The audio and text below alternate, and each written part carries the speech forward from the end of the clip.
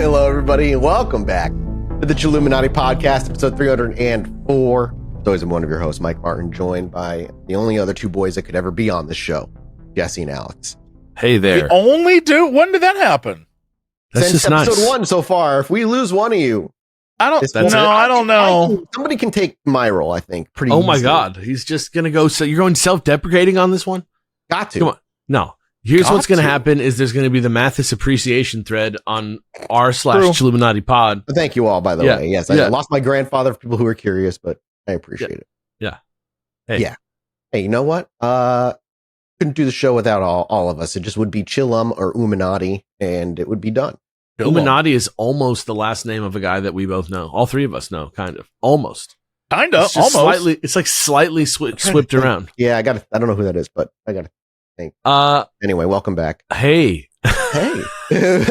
Appreciate your understanding for not being here last week, though. I think people really enjoyed when I know an alien episode has, or an alien anything has like made the skeptics angry into silence is when they don't comment anything about. Yeah. the You log into document. r/Chilluminati pod and no one is angry because No they're one's just like, talking about the B, because we just put out the BAASS like mini episode that we did. That last was a mini week. episode, so it'd have to actively really want to, We put out in public last week as our main episode, so it's like out there.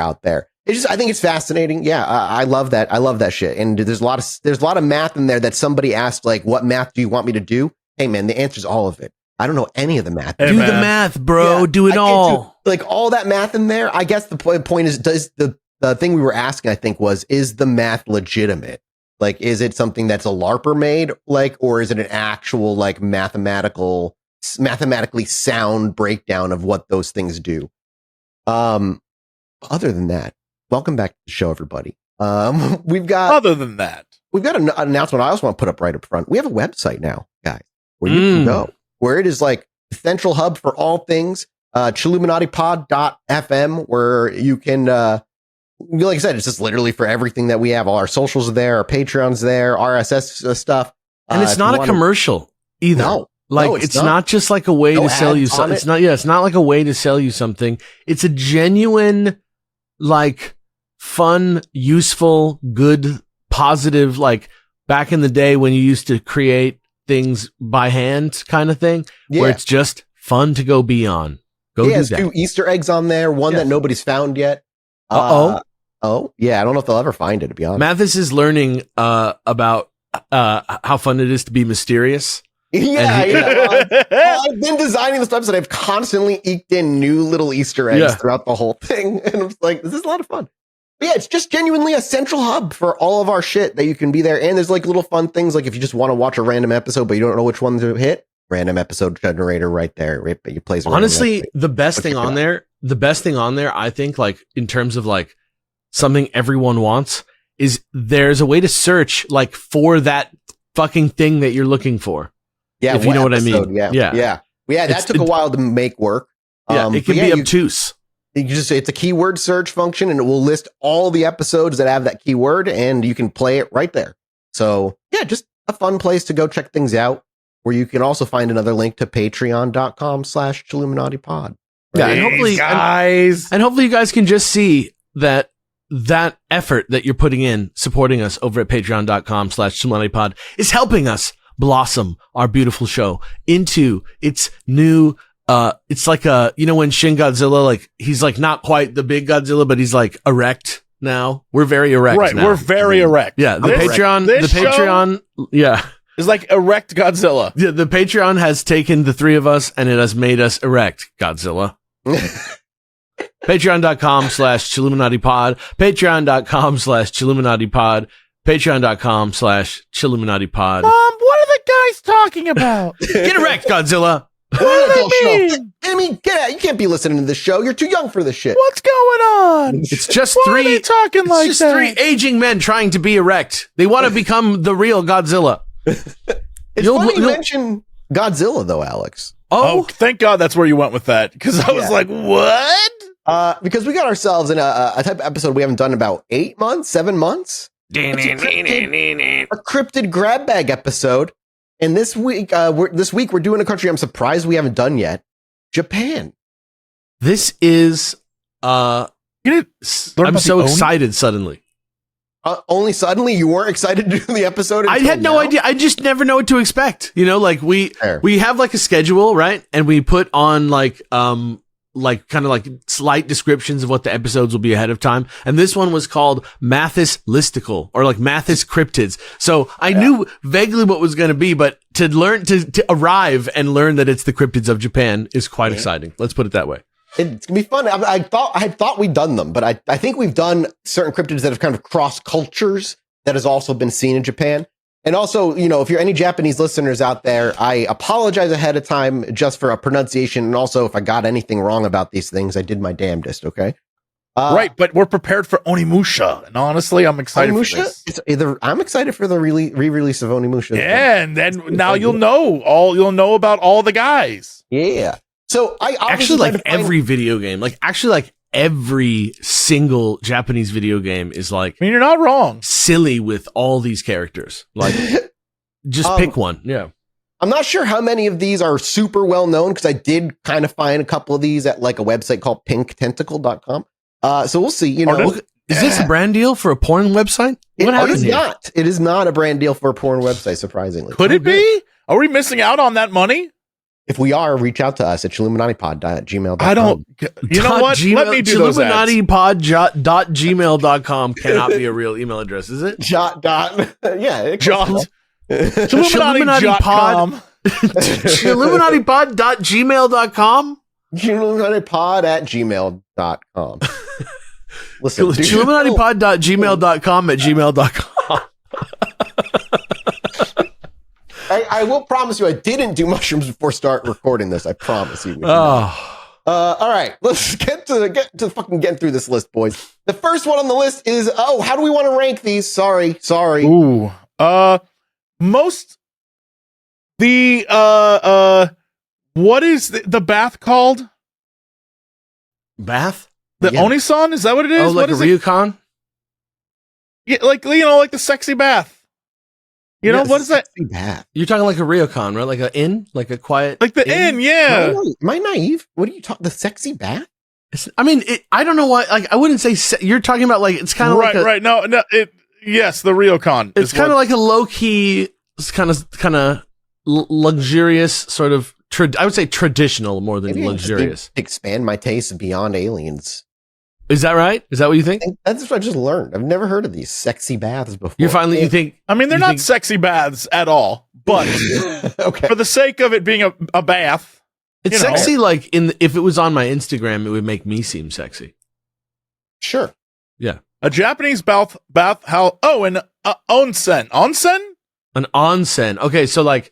You want to get like naked and go in the water with this cryptid? Yes, that's what I want. Okay. Out of all the creatures, who would you want to chill with in a hot spring? A hot spring? Yeah. Yes. Yeah. Okay. My apologies again to all of Japan. I clearly only know your culture through anime and brief scenes in movies. I'm so sorry. Okay, that's how I know Japanese culture too. Just all the anime I know that is factual about. I barely watch any anime, so I'm already like. And amazingly, you're this literate, this culturally literate. I still had to be taught to read when I was in school, you know? We didn't have AI back then. All right. First one. Japanese bathhouse. Would you go to a Japanese bathhouse with one of these guys? That's fair. All right. First one up is the Tsuchinoko, or Child of Hammer. This is a snake-like cryptid that's deeply rooted in Japanese folklore, known for its stout, bulging body and its elusive nature. It's very small, anywhere between 30 to 80 centimeters long, and it looks like a short viper with a distinctly wide midsection and a tapering tail.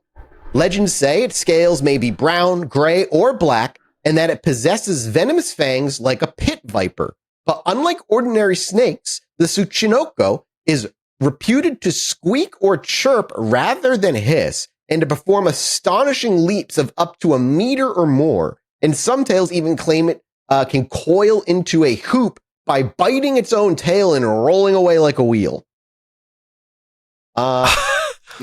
Okay. I'm like champing at the bit to tell you that this is Dunsparce because it's Dunsparce. Yeah, this just sounds like a Pokemon. Yeah. Oh, well, that's where they got it, dude. This is the old lore, but I used to be known mostly for being on the internet as a Pokemon trivia expert. And we would just talk about the like Japanese origin, like culturally of these Pokemon. So I bet you I'm going to have a Pokemon for a lot of these. I want a poll of like where people originally know us from now. Like I would love to poll. Oh my God. Like, you know, like your deep roots as like a WoW YouTuber to like general gaming to podcasting. Like I'm curious where people like originate now from. I probably made them listen to it. I was at a bar and they were there and I was talking. And I was like, you should check this podcast out. Yeah. Pretty much the entire audience. Yeah. Always. Beyond its appearances, though, the Tsuchinoko's defining traits are kind of, I guess I would say, like whimsical in a way. It's said to have an appetite for alcohol and a penchant for lying if it speaks, because it can also speak. In folklore, holds that certain Tsuchinoko can mimic human speech, but they'll tell you like tall tales if they do speak. And despite these more playful attributes, the creature is also feared for its venomous bite, obviously making it a cryptid of both mischief and kind of like a fairy tale nature. Numerous sightings and legends span centuries. The earliest written mention dates that I could find were back in like the 7th century of Kojiki, Japan's oldest chronicle. In modern times, waves of Tsuchinoko fever have periodically swept rural Japan. What is Tsuchinoko fever? Like there's just like a time where almost like a flap. Think of it like a UFO flap, where like like they show up. People are seeing them a lot, and they kind of like come in waves. I thought you meant like sort of like a vibe, like everybody started like putting everyone was feeling it on their binder and stuff, like Sonic the Hedgehog. Yeah, on their folder, like Mario Fortnite. Mania, the year of Luigi. Yeah, yes, exactly like that. One time during the Dunsparce season, there was a time in the late 20th centuries where a Tsuchinoko boom happened, and dozens of people claimed encounters, which prompted organized hunts and a hefty bounty for any people who caught and captured one of these things. Local villages capitalized on this, and a town in Niigata once offered 100 million yen to anyone who could bring in a live Tsuchinoko, live being key word. Obviously, no proof ever surfaced, and annual Tsuchinoko hunting festivals and even a dedicated Tsuchinoko museum exist because of this creature, which is something I never heard of before until now. Its origins, like I said, are like... Well, it's like the Bigfoot Museum, right? Yeah, kind of like the Bigfoot Museum, exactly. Yeah. Kinda. This is like, this is like a folklore. There's some people that think of this origin as like yokai related. But there's no like definitive, like it came from a yokai first. So there's your first one, boys. Would you jump into a hot bath with the Tsuchinoko, the child of Hammer?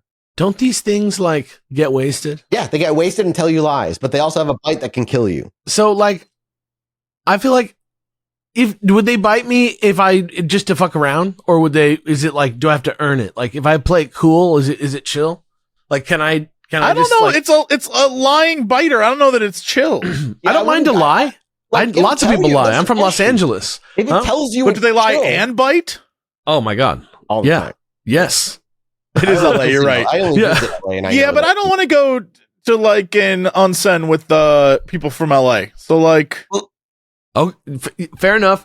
You know, I feel it like definitely seems like, honestly, Jesse, I appreciate your comparison. This is like a crazy person from LA walking up to you and just, you can like when you're like at a bar, on their breath, but they have like I don't know that I want that. They got off of Groupon. Their eyes are just like a little too wide, and they're like their grip is a little too strong when they grab onto your arm and grab it, and they can like grab all the way down to your bone, and they hold you and they tell you about their script.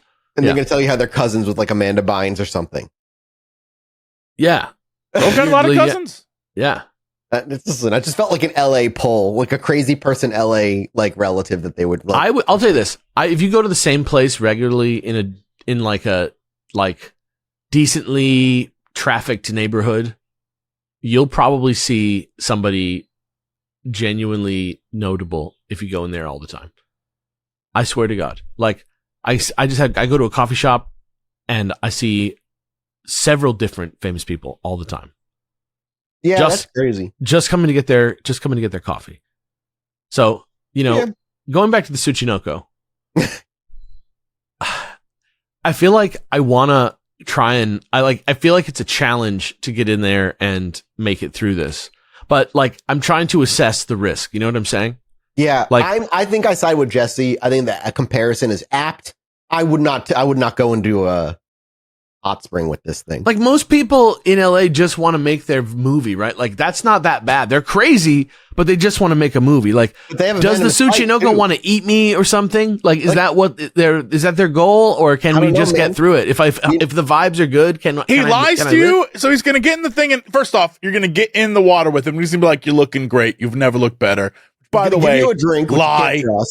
But then, secondly, he's gonna start, hyping you up and be like, "Oh man, the other day," and he's gonna start lying, telling you stories, and he's start getting closer and closer, and then it's gonna be like, "You know what?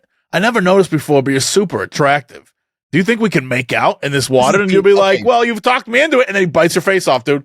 You're just talking about what it's like to load your gear back up into a van after a show. You're just like that. That's what happens out there. That's normal. Or you go to load your gear back up and you realize your car was broken into. Somebody's like, "I'm running security. I just got here off my spaceship. Everybody stand back. Let this guy get his stuff into his van." Yup. Like, if that's the Tsuchinoko, yes, I do want to take a bath with them.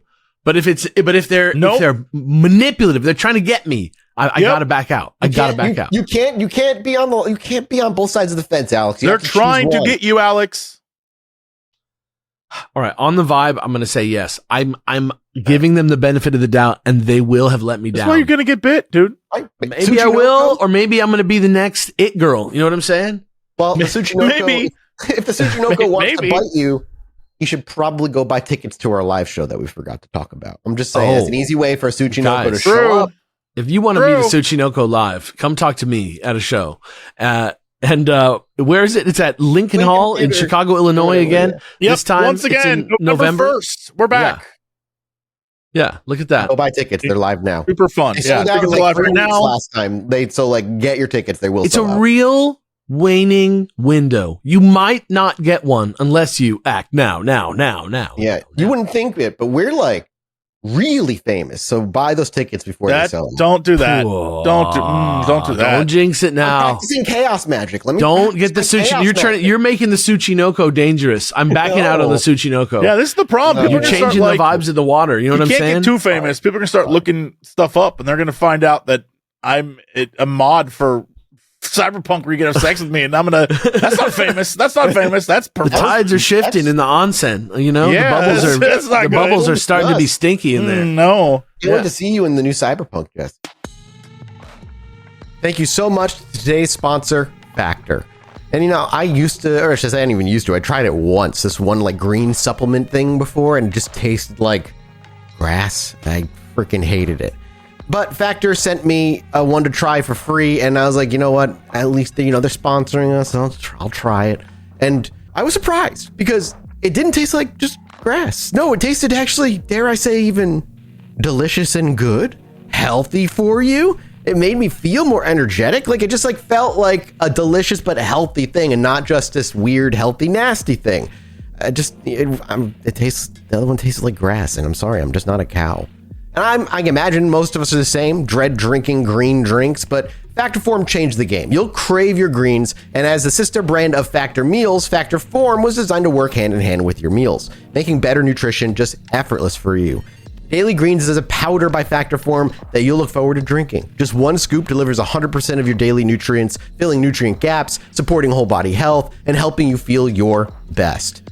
With a refreshing, citrusy, clean, smooth taste that's actually enjoyable to drink, mix a single packet into water when you're good to go. Factor Form's Daily Greens is packed with prebiotics, probiotics, and adaptogens to support gut health and reduce bloating.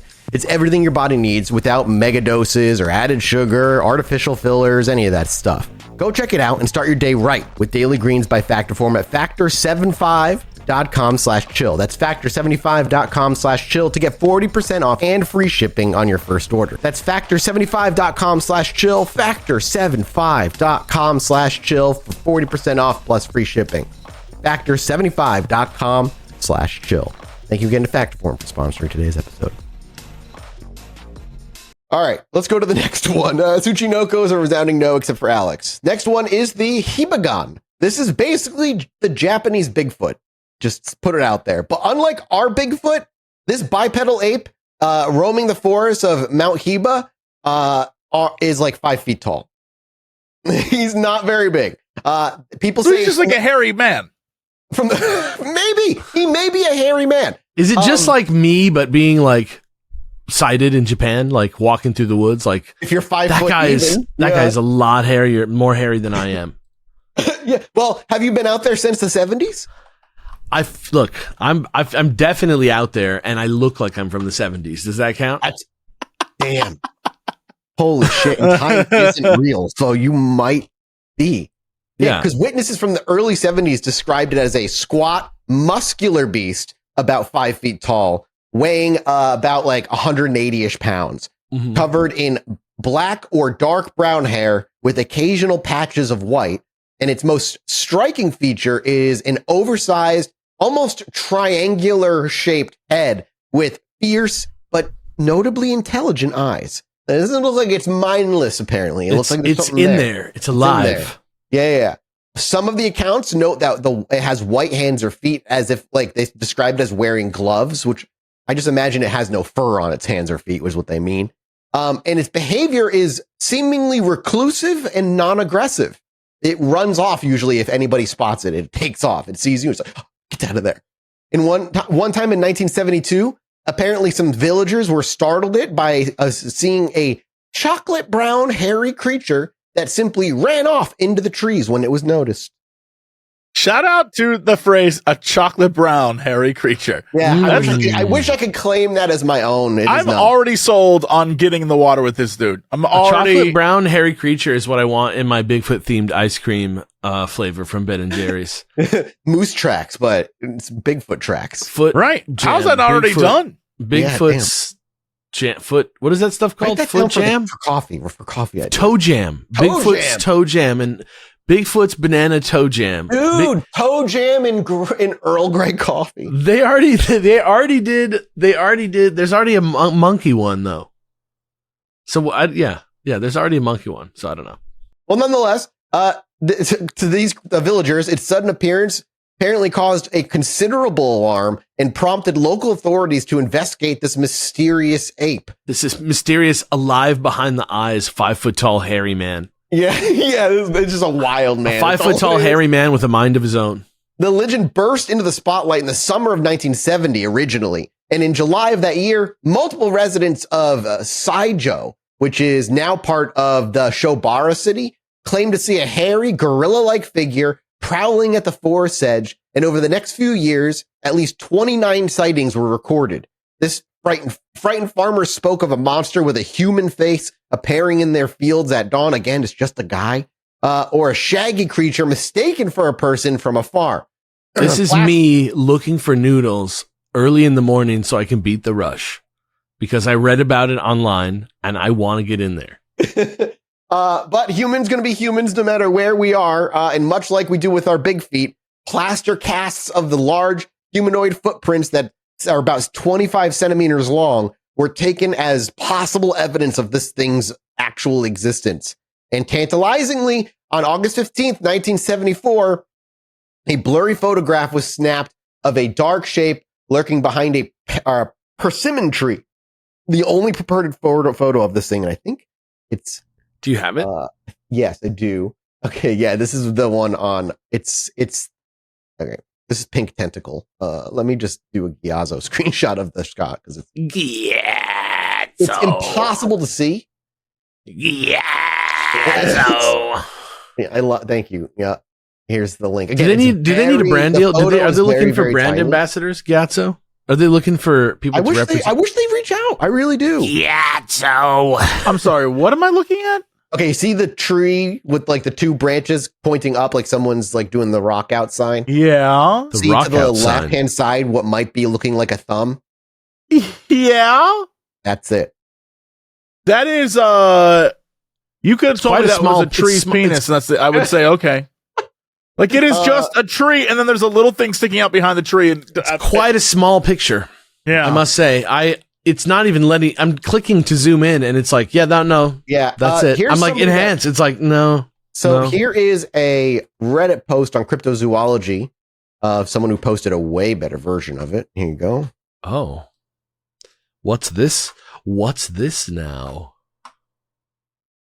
Okay, so what part of it is the ape and which part of it is nothing? I think it's supposed to be like the dark Is it like a brown big center? tubby? Is it a big tubby guy in front of a tree? That's what I think it's supposed to be. This looks like me when I get up first thing in the morning and my feet still hurt and I have to walk slow. Okay.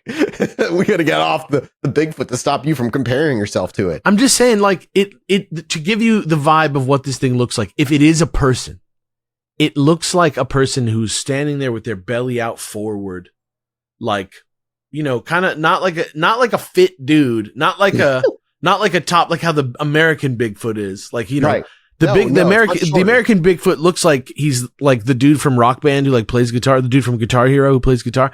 This dude looks like he's like a mayor, like a mayor who's living high on the hog. He's got a chunky body. That's all I'm saying. Yeah. If that's him, does he have a green face? No, he doesn't. He's not. So here is another website that has a nice promotional photo of a sign with an artistic depiction of him. Am I right on? Am I nailing this? No, not at all. It just looks like a triangular headed gorilla. No, you're not. What?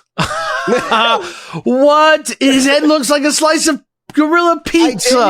The reason I went is because I was making sure it wasn't an ad for like a local pizza place. His head looks like a slice of fucking gorilla pizza with his fucking eyebrows as the crust. Dude, Coco the gorilla would never. No. Okay, and then look down here. There's also there's the plaster cast. No, there's a fucking newspaper, and it just looks like a fucking gorilla got his body shrunk down. It's like he looks like a little like Diablo guy. He looks like one of those. Yeah, exactly what he looks like. Oh my god, is that a plush of him too? Yeah, of course. Marketing opportunity, baby. Dude, what? This is the one and only sighting of him. 50 years later, they're still kind of like looking for him. People think it may have been just a misidentified macaque monkey. Others say it was an escaped ape from like a zoo somewhere, if anything at all. But regardless of whether it's real or not, assuming it is, would you chill in a fucking hot spring with it? Yes, 100%. I agree. He'd be shy. He'd be very shy. If I had a head like a slice of pizza, I'd be shy too. If he's a giant kind of like fat dude who's like super short and he's like chilling out in the woods, this guy seems particularly chill. Like the one from the Reddit post, that one looks particularly. He looks pretty like he like has chilled in a hot tub or like spa type, you know, bath before, and that he would be well suited to it. I don't know. I feel a little bit creeped out by the pizza-headed monkey. He kind of scares me. A lying viper really had you on the line of whether you wanted to or not. It depends, because look, if I'm getting in there and it's going to just kill me, that's it, right? That monkey's not going to kill me. The pizza-headed monkey's not going to kill me, but just looking at it, I don't know if I could handle looking at it. Like, you know, the twins from The Shining who sit at the end of the hallway? Like, I do. Would you take a bath with them? No, right? Because that would imply a lot of crimes, and I don't want to be in a tub with a little girl. All right, never mind. We got to move on. My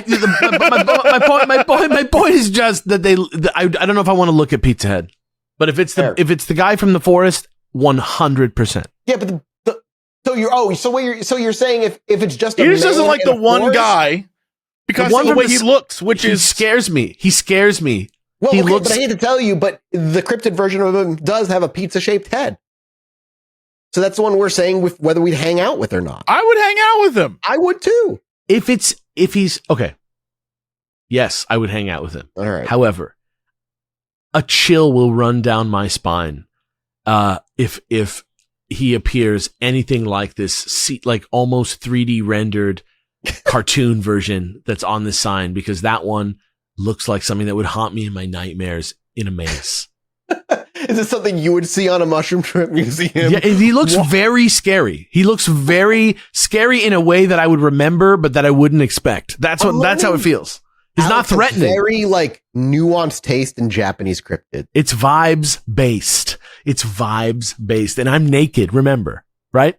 Yeah, I'm but naked. so is he. And I'm he'd be just very saying, he's shy. always naked. I'm just saying, I'm vulnerable. Maybe he has a triangular shaped dick too. I'd What? be interested to know. I'd be interested to know. But my point is, I just need to be in my comfort zone. And Sure. that particular one is a little upsetting. That's all I'm saying. You would say yes, but only just barely then. I'm a yes. If I have to be just a yes or a no with no qualifications, I'm That a is yes. what you decided. Yeah, You know, that's what we're doing. if I'm a yes, All right. I'm a yes, baby.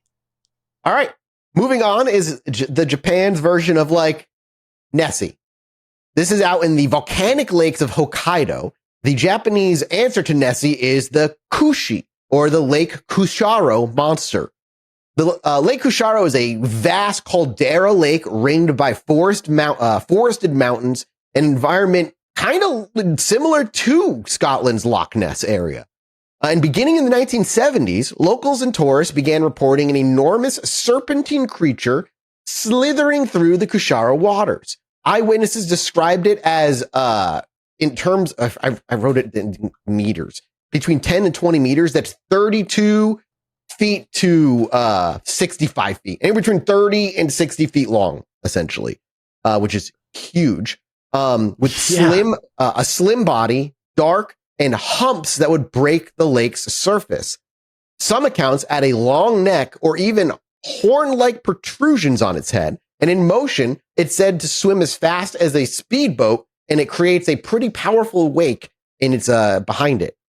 I'm looking at the one on Wikipedia right now, mm-hmm. and it could not look more like the Loch Ness monster type character from Super Mario 64. Like it's like a statue. Oh, yeah. It's like a statue that's kind of like in a cartoon style, but like it almost looks like the thing from the game could be based on this fucking statue right here. I bet it would. Like that's exactly what my thought was, and I just assumed that it was. I just assumed. I was just like, it's got to be what you ride in Mario. What's the name of it?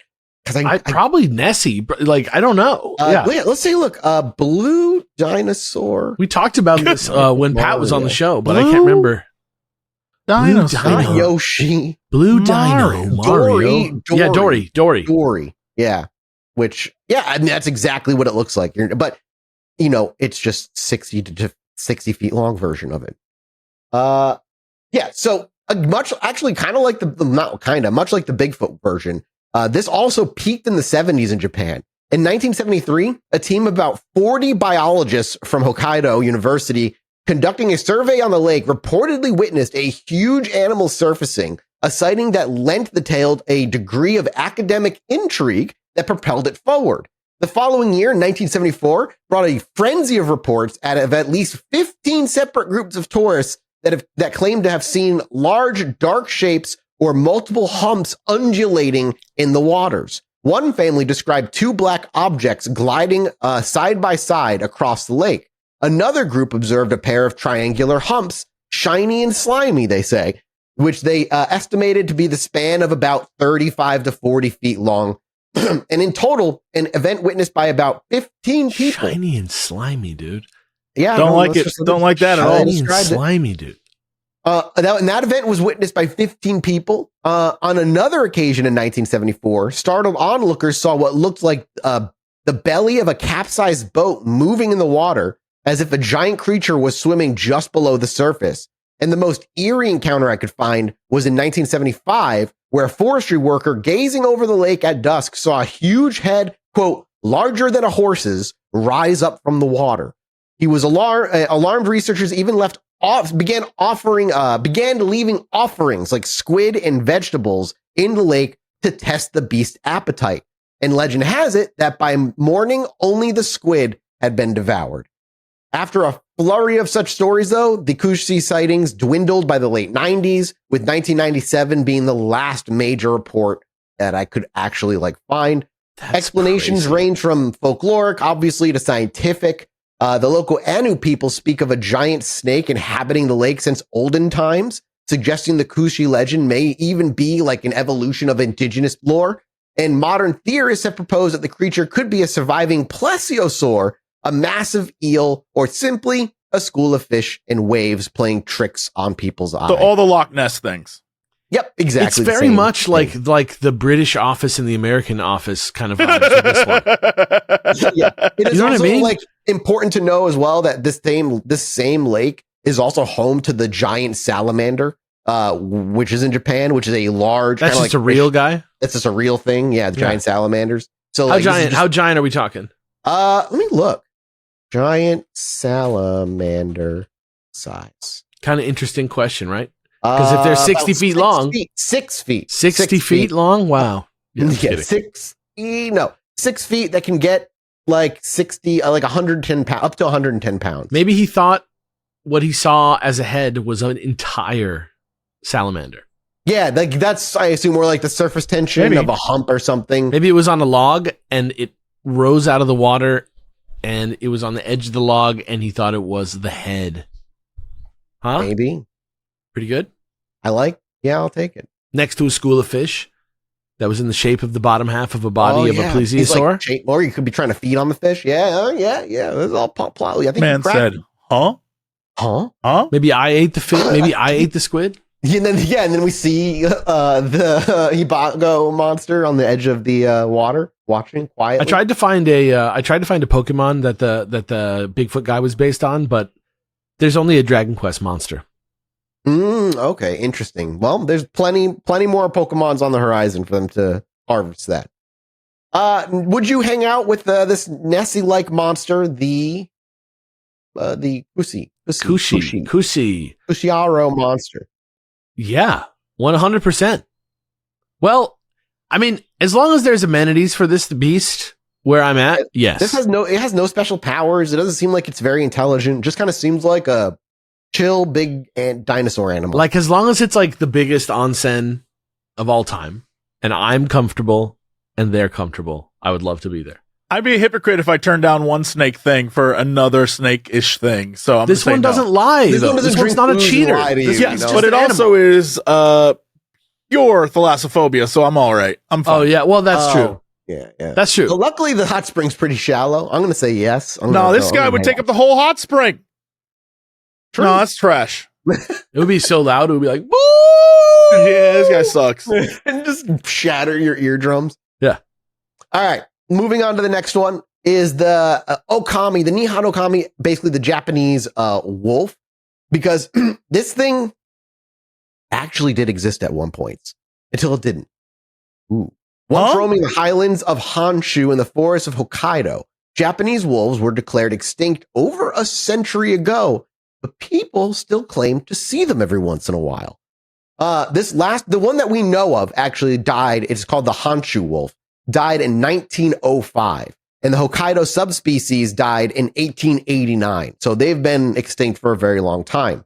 Yet, ever since, there are still whispers and local sightings that persist that these creatures are elusive wolves that still kind of haunt the remote mountains. People say they still hear their howls echoing after midnight. And the Honshu wolf in particular, known for its shorter legs and more fox-like face, was the world's smallest wolf at the time, which was only 35 centimeters at the shoulder. Like, that thing was tiny. 35 centimeters. That's like a foot. Yeah, and in folklore, it was revered as Okami, a sacred messenger of the mountain gods and a protector of villages from That's crop the raiding, one from deer, the and game. boar. Yeah.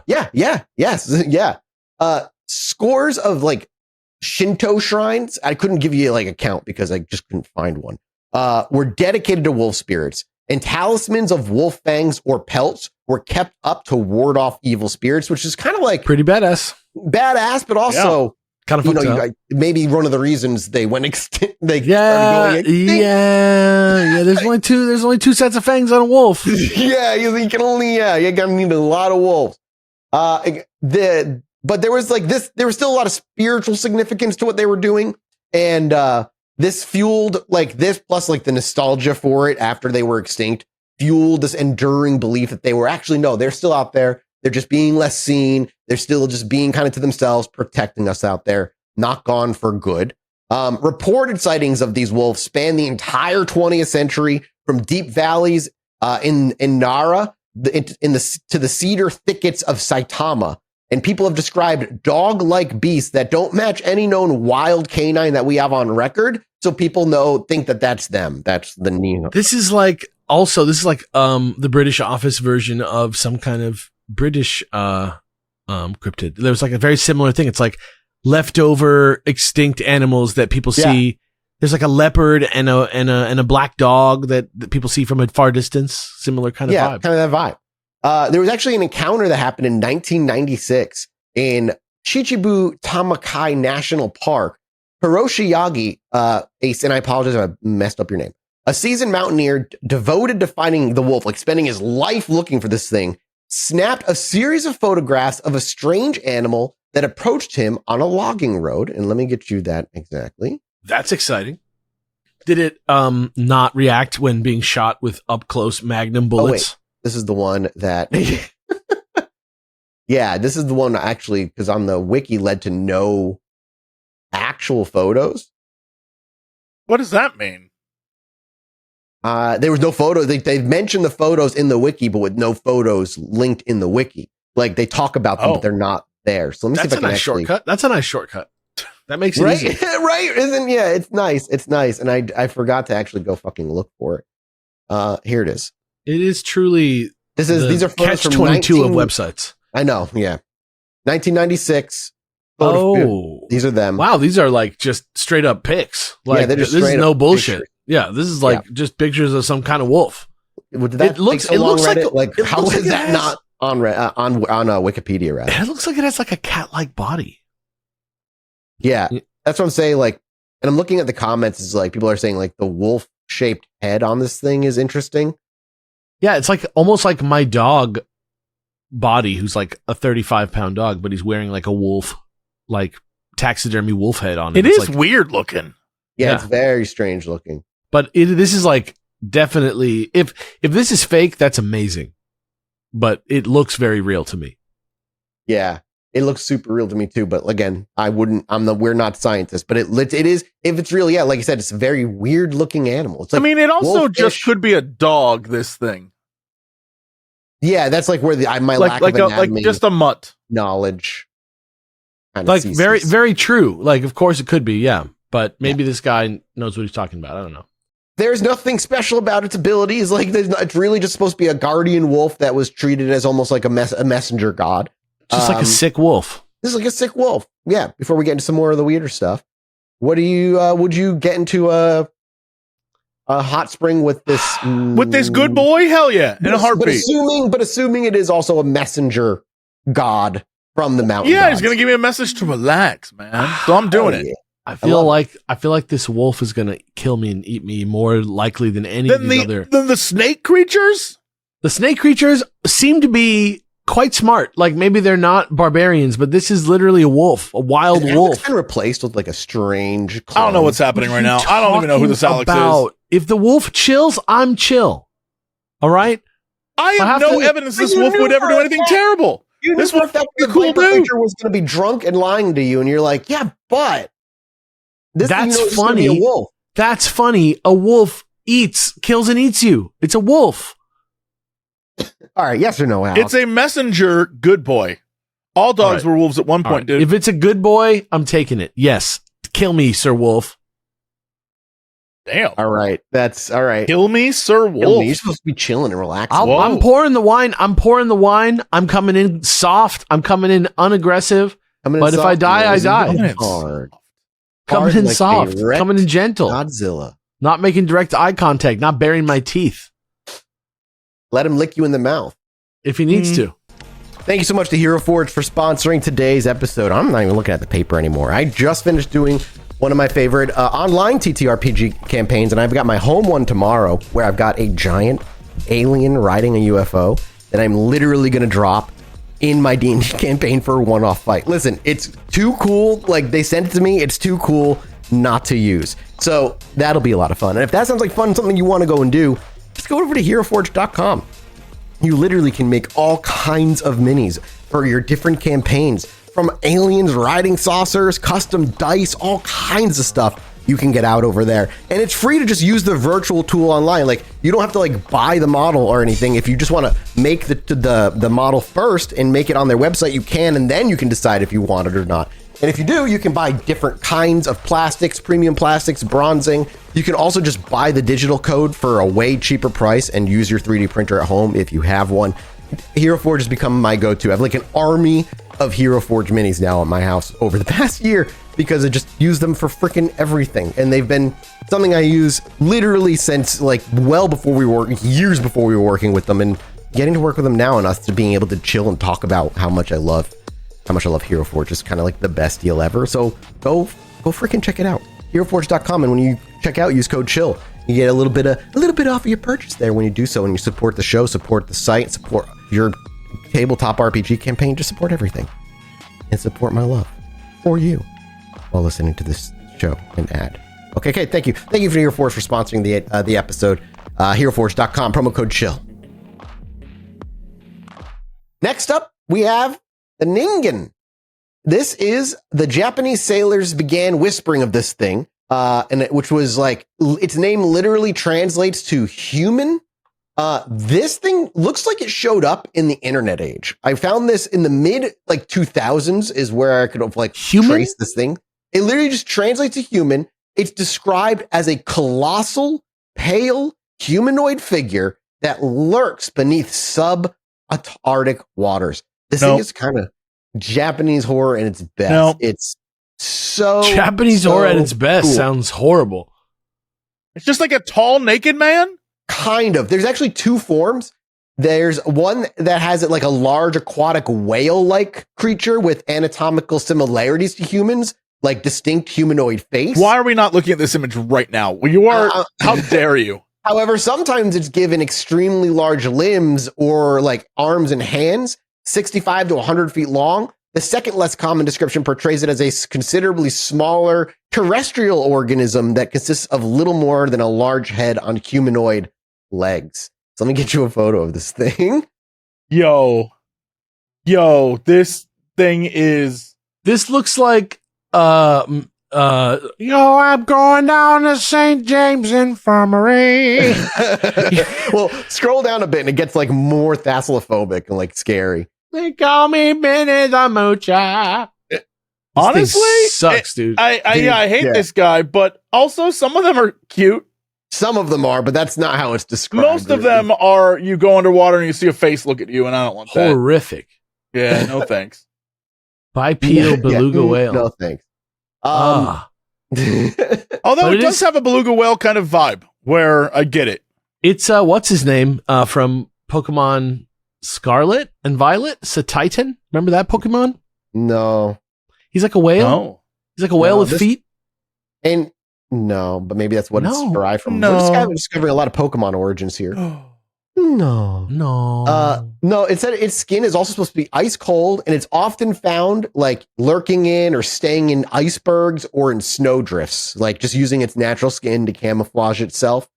This thing sucks. What's cool about this one is we actually can pinpoint where this thing started. It began on an online forum 2channel, which is Japan's kind of popular message board that kind of sounds like 4chan. Yeah, 2chan. This is around 2007 when a user claiming to be a government whale researcher posted this entire story. The story, long and short of it, is the crew of a research ship, he wrote, had spotted an enormous unknown creature surfacing near the vessel in Antarctic waters. And at first they thought it was a foreign submarine due to its massive size and its white color, until it moved in a way no sub could and then vanished into the depths. The anonymous post just like, it was just enough vague stuff for people to let their imaginations to fill in. This thing to just catch fire. And soon after, others began chiming in with their own stories.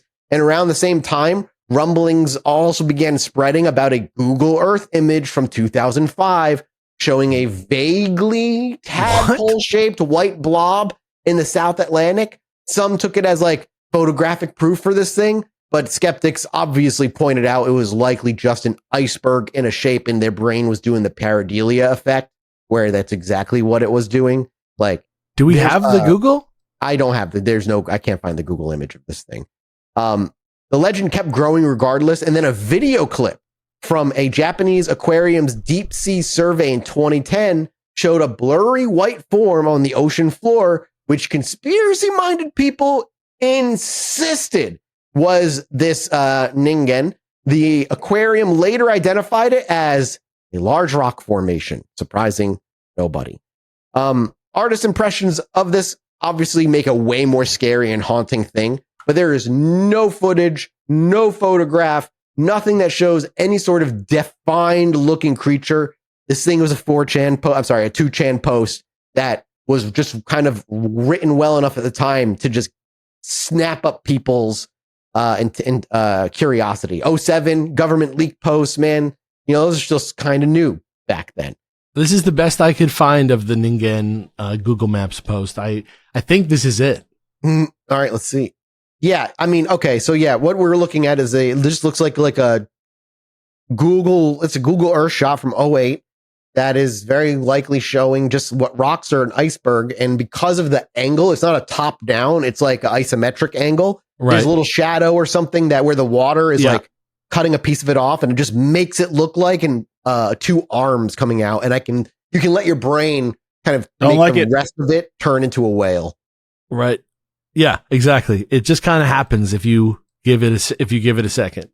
Despite this thing being so recent, though, it's very classic cryptozoological theme. The unexplored ocean, government secrecy, yada yada yada. I mean, the government secrecy is kind of like the newer version, but it's 20 years old now. Sure, but this still has the vibe of going back to when we were talking about the old legends and whatnot. Yeah. Hey, don't go out on that ice. There's things that could get you, or don't go near the deep water, things to... You think there's a lesson? Keep you alive. There's a lesson there. Yeah. I mean, obviously skeptics and people more educated come out and be like, no polar organism even approaching that size is known apart from whales, and a semi-humanoid whale is biologically implausible, they say, not impossible. They do have something like that in their bone, right? Like they have some kind of vestigial leg situation. Yeah. But I mean, it also reminds me of old timey sailors mistaking belugas for mermaids. Sure. That kind of thing too. They were very horny. Yeah, they definitely were very, very horny. I go on the side of I would not hang out with this thing. No, this thing is terrifying looking. It looks like the final monster from a horror video game that would chase you like Amnesia. It looks horrific. Yeah. It kind of could be considered cute in a way, but I'm not buying That's the fan art version. Yeah, that's like when people tried to make Slender Man cute. You can't do that. Yeah. And you are correct, Alex. I actually have as I was doing looking up something about it just here. They are Satitan and Citadel are direct references to this thing. Yeah, dude. That's kind of cool that a 2007 2chan post is now influential important enough. Made a Pokemon themed after it. Yeah, exactly. That's crazy. I love that. Kind of wild. Definitely wouldn't hang out with it though, so I'm good. Yeah. Fair All enough. right. Next up, the Jinmenken, which is a human-faced dog. Now, the story for this one is pretty cool. Tokyo at midnight in 1989, a taxi driver was speeding down an expressway when a shaggy stray dog sprints alongside the car. I always hate horror stories when things that shouldn't be able to keep up with your car just keeping up on foot with you. Oh, that's a weird such a horror kid. Thing It's such a kid. It's such a kid type horror story. But it still gets me. I hate that shit. Yeah. It's such a fear that comes from some kind of what if it was fast enough to get me in my invincible car? Yeah. As it was keeping up, suddenly the dog sped up and actually got ahead of the car. And as it was past, running by it, as its head turned back, it revealed the face of a human face that was on this canine body. Yo. Yeah, okay. This is one of the most, this is more the eerie, kind of legends that we have here, because this is literally the story of its origin. No pictures, nothing, just this story. Descriptions of this thing vary, but usually they appear as a medium-sized dogs, often said to be either wild dogs or neglected-looking dogs that upon getting closer and checking to see if it's okay, will turn and display the uncanny face of an old man, or sometimes, though rarely, a woman. And they're eyes, mouth, and expressions are disturbingly human-like. Sometimes. I just realized what this is. This is oh man. So Yokai Watch, Yeah. right? I All never the played it, yokai. yeah. I don't have any Are experience you with coming out of that the closet franchise. as a giant Yokai Watch fan right now? Because that would please me greatly. I don't know much about it, but I do play Final Fantasy 14, and they did have a crossover event where you could win a bunch of yokai pets. And one of them is a dog with like a businessman face. And I realize now that's what this is, and that's hilarious. This is the scariest photo I could find of one for you. I see your scariest one you could find. Oh, there he goes. I see that. Yeah, so. And that is weird, but I raise you, the Final Fantasy 14 dog guy. This Manjamut. This looks like shit. This looks like somebody put a Halloween mask on a fucking real dog. This looks like somebody, there's not even any eyes in there. The eyes on the mask aren't even filled in by anything. Demonic, dude. It's just a dog with fucking chains on. Look at the one from Final Fantasy. That's the guy. How do you spell it? No, I just sent you the link. It's right there. Oh my god. What the fuck is that? Dude, that's it. That's Manjamut, dude. Manjamut, dude. What is that thing? That's Final Fantasy 14. This dude looks like Manjamut, man. He's like from the graphics of another video game. He's like fucking a Fortnite guy in Final Fantasy fucking 14. He's Everyone like lower loves res. Manjamut. He's a mess. Look at the other guy. He looks like he's a claymation like mistake. He looks like he's trying to die. He doesn't want to exist anymore. Well, that's kind of funny because these beings themselves are not aggressive, like man-eating monsters. They are actually just kind of lonely. Maybe like people. That's exactly some how he people looks. describe them as pitiable beings. That's perfect for this. Yeah, guy. no, that's it. They tend to avoid people, wandering city edges, and garbage dumps at night. And if accosted, a Yinmenkin might do something like just yell at you, like with human speech, scold you in a way, like leave me alone, please leave me alone, shit like that. The more popular rumors of these encounters, though, are usually them being kept up with on the road by one of these things, like chasing it. Other than the human speech and its highway-like speeds, doesn't really have any powers, other than begging to be left alone. That's really what they do when they speak. They just beg to be left alone. That is depressing. It's very depressing. This guy's not going to make it to the hot tub. This guy's not making it to the onsen. No, we're gonna be walking to the hot tub, and halfway through, I'm gonna be walking him to therapy instead. Yeah, he's not making. Yeah, I want him to get to the hot tub though. I'm on team. Get this guy in the hot tub. Agreed. I think in his own time he can work on himself and find his way to the hot tub and to. Dude needs to relax. Yeah, it's like if you build it, they will come. You know what I mean? You Yeah, gotta dress for the job you want. Okay, before you make your decision, You gotta dress for the game you're in. Let me finish up the last bit here I have. Because one of the other origins of this thing is that they may be a spirit of a person who died in a traffic accident, or they are genetic experiments gone wrong. Okay. Those are your two other origins, other than it just being a sad, weird creature that evolved with a human face for some reason. That is fucking nuts. But hey, okay. I love this guy. He just needs to relax in the tub. So yes, you're hanging out with this guy in a tub. Oh, yo, hell you know what? yeah. In this condition, if we get the alcoholic snake in there and have that guy just like No. talk him up, tell him all the amazing. I don't want to be in. I don't want to be in the onsen when a weird dog with a man face and a snake that bites itself getting there together. Only to travel. He only not bites himself together. to travel. Yeah. No, but he could use somebody there to be like, talk him up, give him that confidence boost, and that snake will do it.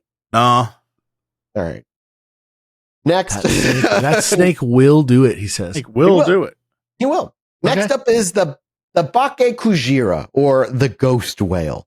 This one's off the coast of the Japanese Sea, and fishermen tell of a night when a whale skeleton swam up from the depths. Jesse's personal fucking nightmare. All of these are going to be bad for me just because of where Japan's located. Like, there's just going to be a lot of water ones. when this happens, this is the omen of the Bake-kujira, one of Japan's more haunting maritime yokai. The Bake-kujira appears as the life-size skeleton of a great whale, glowing white and lacking any flesh, just straight bones. It glides through waves and is trailed by a menagerie of phantom fish and birds that flock around this thing. And the sight is like, people say is both beautifully mesmerizing but horrifying. To me, it just sounds sick as hell. And a whale's ghost is like kind of sailing as if alive through the waves, which is just has these things flocking around it. And in the coastal folklore, a village visited by this ghostly whale will soon suffer calamities like plague, fire, famine, or poor fishing, as if cursed by the whale's wrath. So this thing is fucking cool to me in my head immediately. Yeah, pretty sweet. Rides up is like, and it reminds me of the opening of Dragon's Dogma. Okay. You know what I mean? Like, I don't know if you remember, Alex, but the big dragon kind of falls through a portal as it's being followed and swarmed by harpies and shit. Yes. Yeah. That's how I fucking think of it. The legend that originates from Western Japan, particularly the Shimane Prefecture's coastal villages, which historically engaged in whaling. So it makes sense why it came from them. And the story goes that one rainy night long ago, some fishermen near the peninsula spotted a gigantic white shape drifting ashore. Thinking a whale had wandered close, they excitedly launched their boats and cast harpoons. But to their puzzlement, the harpoons passed through the target as if it was never there. Whoa. Drawing nearer, they realized with horror that the whale was nothing but its skeletal frame, its massive bones held together by an uncanny force and illuminated in the dark waters. And that's when they noticed a swarm of fish that were around it, the uncanny birds that circled in the rain, yet none were species that the fishermen recognized. And no matter how they tried to strike it, the specter could not be touched. The fishermen, panic rising, retreated to the shore as the phantom whale and its retinue slipped away back into the Black Sea. And the next morning, the village buzzed with dread. They thought surely this was a Bake-kujira, the avenging spirit of a whale killed unjustly. And in the aftermath, their fears proved to be true. The village was beset by misfortune, from failing crops to a mysterious sickness, tragedies attributed to the curse of the whale's vengeful ghost. Whoa, you kind of went into like a campfire story mode. Yeah, that was cool. I don't want to hang out with him, but it was cool. Yeah, I was scared of the whale's vengeful ghost, dude. Yeah, but it seems only vengeful if you killed a whale unjustly. So if we didn't kill a whale unjustly, who's to say what's just or unjust, though? You know? Well, what if we just don't kill a whale ever and we'll be fine? Listen, we all have our reasons. Yeah. That whale was talking shit. Nah. And I took him out. I feel like you're doing it in the way that like sometimes like people get close to the invading like warlord so that they don't get killed themselves. What I mean? Like we're appeasing the whale by hanging out with him. Like we don't really self-inducing Stockholm syndrome or something. Yeah. Like I don't want to actually hang out with the whale. The whale seems like bad company. The whale seems like a bad vibe. But like, you know, maybe I should. You know what I mean? Maybe I should. Maybe you should start just getting in early. You never know. Maybe I should just in case. And that's how you get a position in government nowadays. There's a lot of those deadly ghost whales that can't be speared in government these days. Yeah. All right. All knows. All right. We got another human-faced monster on this list next, boys. The kudan, or human-faced cow. In rural Japanese barns, there is supposedly a rare mystical occurrence when a birth of a calf is born with a human face known as a kudan. This is a yokai-like cryptid, but it's not frightening for its appearance alone, but for its eerie gift of prophecy. What? I'm here. I paused because Alex's eyes squinted the moment I said that. I just wanted to process. It's just not the word that I thought you were gonna. I thought you were gonna say like song or like gab. No, a baby cow was born with a human face. It's like, wow, you're gonna die in a week, and you're like, oh shit. That's what we're gonna get out of that. Don't take the job. That's what happens when I try to improv a prophecy, Jesse. I can't improv shit. That's your problem. According to You're gonna legend, die in a week. Wah. a Kudon is born only rarely, often on remote farms in Western Japan for some reason, and lives for a very brief time. It typically has the body of a small cow or calf, but where a bovine snout should be, there is instead a human visage, sometimes infant-like and sometimes eerily adult-like. So sometimes you get a baby face and sometimes you just get like, I just imagine like a businessman's face. It's just like born ready for the world. What is a businessman's face? What do you like? He's got Go like, back to that Manjamut photo. Bags under his eyes. He's just got like a kind of a slight perpetual downward turn frown, but not quite annoyed looking. He's the background character of every anime. Yes, yeah. Ever. Yeah. He's not the main character. He's just in the background. He's like, He's oh, just a guy. Yeah. This is our reference for He's Japanese like, yeah, culture. he has stuff to do. He can't All get right. caught up in fighting, I assume, assassins from the demon world. Fair enough.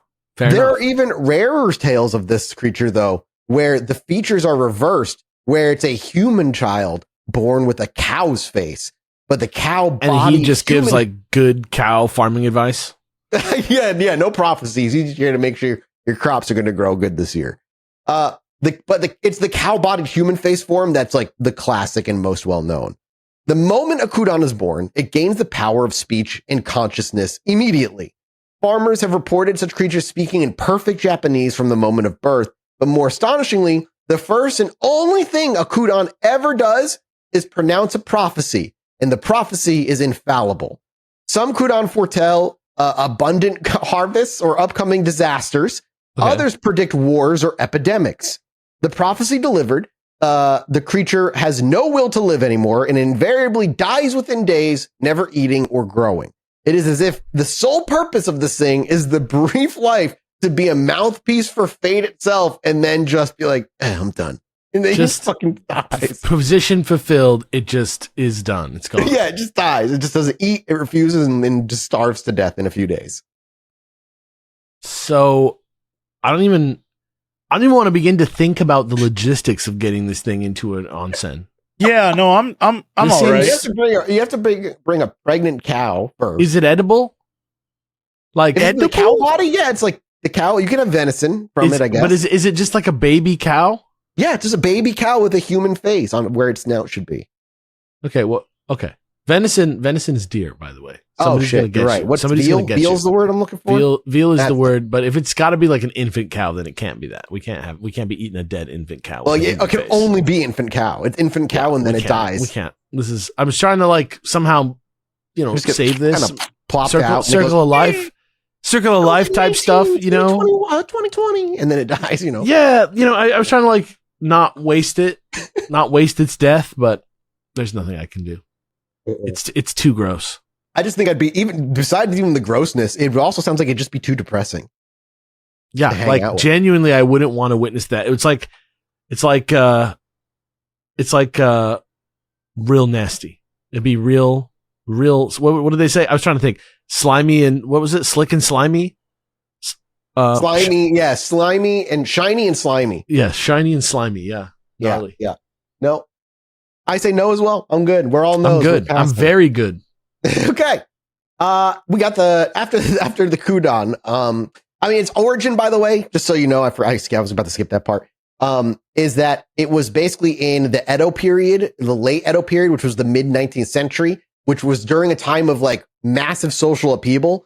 And during these times, these tumultuous years, stories spread of multiple Kudon appearing across the country, each predicting significant events in an era facing the collapse of the shogunate, foreign incursions, and domestic strife. People were basically primed to see omens and everything. Newspapers, which was then a growing medium, eagerly reported on Kudon prophecies whenever anybody mentioned them. And in fact, a number of sensational broadsheets, they were called, from the 1850s to 1860s, detail Kudon predictions, from forecasting plentiful rice crops to foretelling the outbreak of the Russo-Japanese War decades later.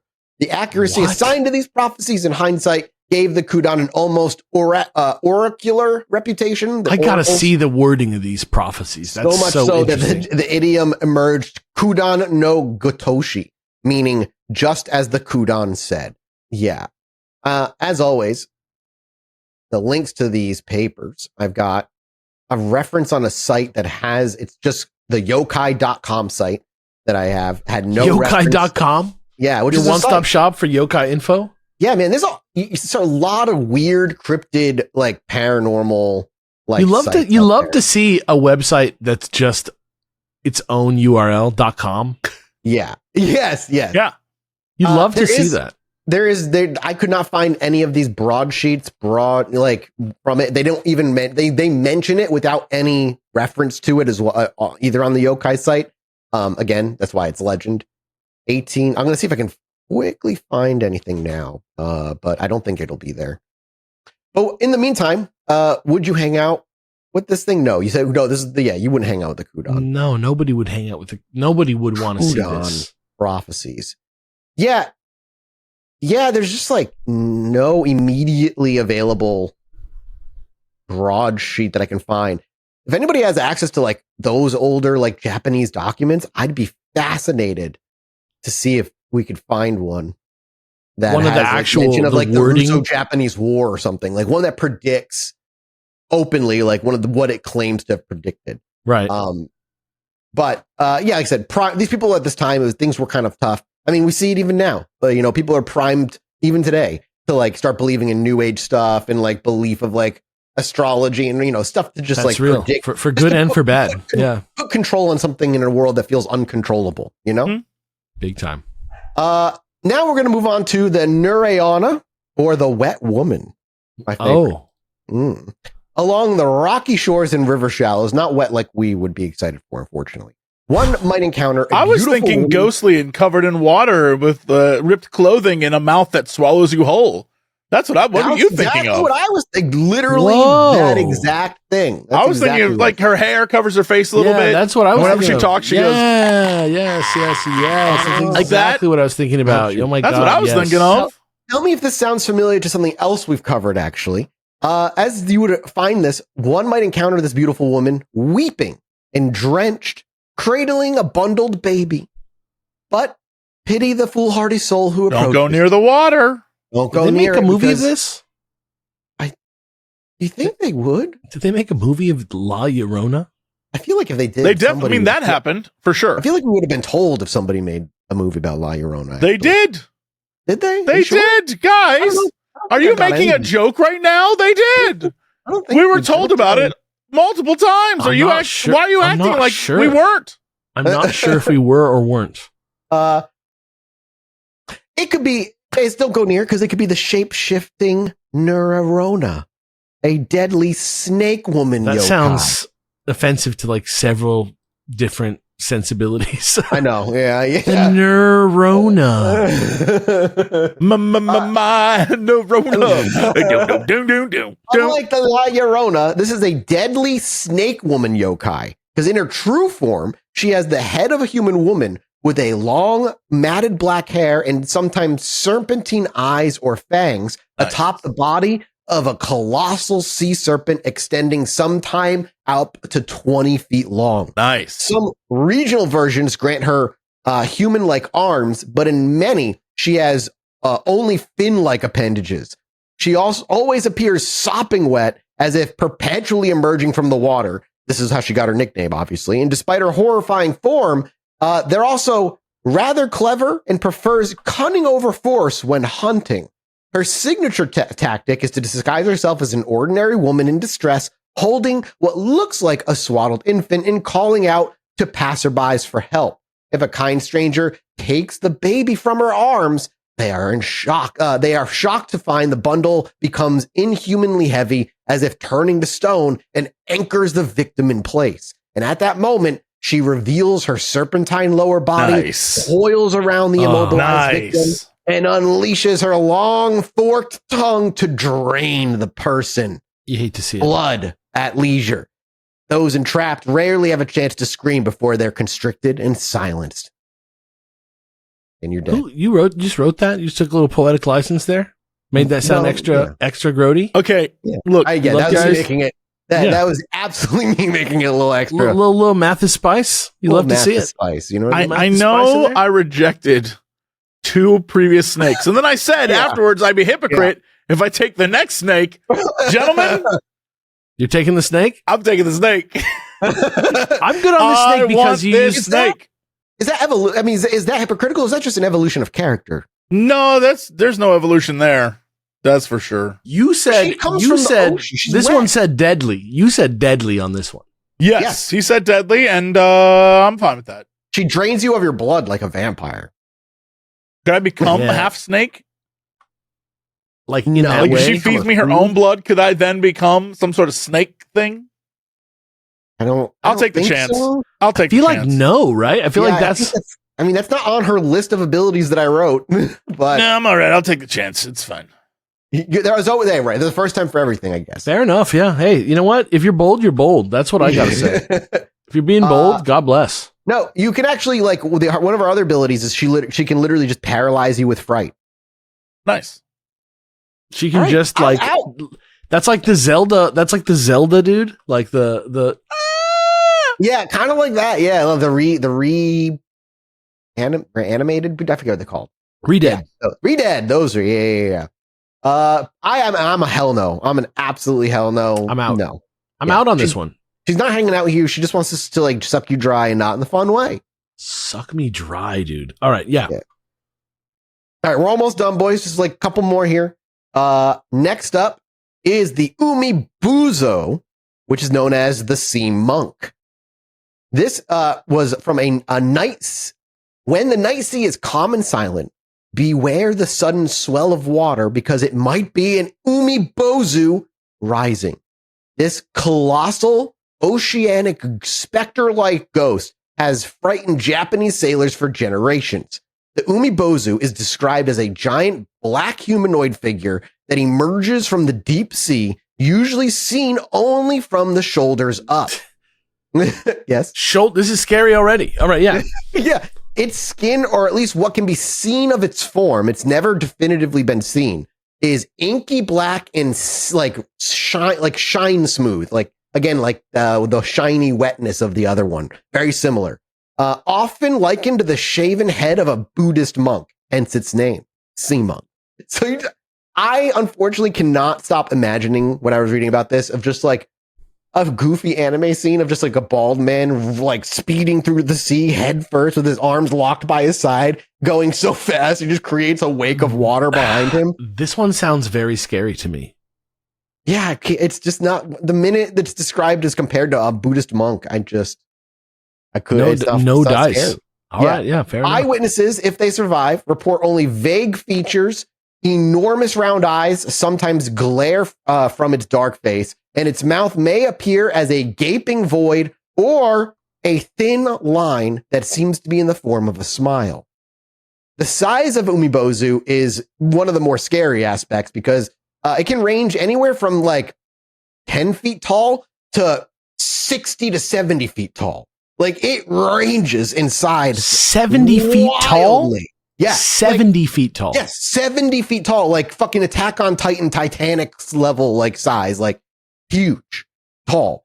Some accounts say it can loom as high as a ship's mast or even dwarf a vessel with only its head and shoulders visible above the water while its lower body remains unseen in the depths. Just like its size varies fucking crazy from this thing. This is almost always a precursor to destruction. Sailors have told of dead calm nights when an Umibozu suddenly broke the surface. It emerges instantly whipping the sea into a frenzy, and out of nowhere, waves will rise. The winds suddenly start howling, and the giant specter of this thing moves into attack. In some stories, Umibozu simply smashes the ship with a single swipe or by dropping its massive arm onto the deck and just crushing the ship. In others, it's like it's more bizarre. The Umibozu actually demands the crew give it a barrel or a large wooden bucket. And if the terrified sailors comply, the creature uses the container to scoop up seawater and pour it into the ship, drowning the crew in the deluge. Wait, so if you don't comply, he just is like, got me. He'll get... When he doesn't, he just smashes into like the ship, I think is what like is implied here. So no matter what, he's screwing you. Yes. Many a fabled shipwreck in Japanese lore is attributed not to storms, but to the wrath of an Umibozu. However, clever mariners devised a trick. Records in folklore say the only escape is to offer the umibozu a bottomless barrel, one with like literally a barrel that has a fake bottom on it, because the spirit is too stupid to figure out that the barrel isn't filling and will constantly fill because it'll only drown you. It's like a vampire, like telling a vampire to like count rice or whatever. Yes, exactly correct. And so he will constantly and endlessly try to fill a barrel that won't fill, occupying itself long enough for the sailors to escape with their lives. Okay. That's how you get out of there, dude. That's it. It's good. It's very specific knowledge. You really need to pay attention to learn that exact piece of knowledge. And if you're going to hang out with this thing in a hot spring, it's probably useful. Fair enough. Would you hang out with this thing in a hot spring? I feel like maybe I'm a no, but no. What do you? No. Yeah, I feel like I might have to be a no. You know what I mean? It doesn't seem safe. There's no upsides to this at all. Yeah, it doesn't feel like I'm going to come out feeling like, you know what? What a nice relaxing time at the spa. I'm glad I did that. Oh, that's fair. Unfortunately, I think I went. I'm with you. Last one, gentlemen. This one's kind of a weird one, but it's classic in many ways. A Gashadokuro. It's a giant skeleton. Oh, yes. I love a simple premise. This giant skeleton just towers over forests and villages at heights said to be at approximately 30 to 40 feet tall. 15 times. Like the guy at Spirit Halloween? Yes, like a giant, like a 12-foot tall skeleton from Spirit Halloween. Stop. Yep. It's one of Japan's more terrifying yokai, according to legend. It appears as just an enormous skeleton, grotesquely assembled from the bones of hundreds of human corpses, and its hollow eye sockets glow with supernatural fire, with a massive jaw that's said to open wide enough to bite off a person's head in a single motion. Nice. Why would it need to do that? It's a yokai, dude. I don't know. Does it have a stomach? Does it eat the head? I guess so. It would just fall out the ribs. I imagine. However, despite how big this thing is, the Gashadokuro moves in eerie silence. It's one of its scariest abilities, according to some, because it's near invisible when it's stealthing through the woods. It's said to approach with such quietness that its victims only realize their fate when they hear a deep, unnatural rattling, the sound of bones grinding together just before the killing blow, and it bites off their head. I really wanted to cut to that and then like the skeleton dance. Yeah. When you hear that sound, you know you're dead. Too late. In some stories, the skeleton can only be seen by those it intends to kill, which adds a kind of like fatalist, like Grim Reaper element to the legend a little bit. Essentially, but no matter the story, whether it's super silent or actually invisible, this thing is functionally invisible until it's right next to you. It doesn't have a sword or a spear, no bullets, or no bullet can harm this thing either. It's not like a demon in the traditional sense, but it's an embodiment of rage, animated by intense, unresolved suffering, and it remains on Earth until the emotional energy fueled by the collective anger, starvation, and betrayal of those that it's made of dissipates naturally over time. Uh-huh. You just got to let it run its course, baby. It's like a Doctor Strange script. Yeah, I'm into this. Yeah. Though it's often mistaken for an ancient myth, the Gashadokuro is actually a relatively modern creation, first appearing in the 1960s in manga and yokai encyclopedias. Just like he's like a fanfic? Yeah, kind of, because it draws heavily on the Edo period imagery, particularly of an 1847 ukiyo-e woodblock print by Utagawa Kuniyoshi depicting the sorceress Takayasha Hime conjuring a massive skeleton to attack a warrior. Like just a fucking D&D ass image from 1847. Hell yeah. The image itself was tied to older folklore involving Taria no Masakado, a rebellious samurai who defied the central government in the 10th century. And according to legend, after Masakado was killed and decapitated, his enraged daughter, Takayasha, gathered the bones of his fallen soldiers and reanimated them into a single enormous warrior spirit, forming what would later become known as the Gashadokuro.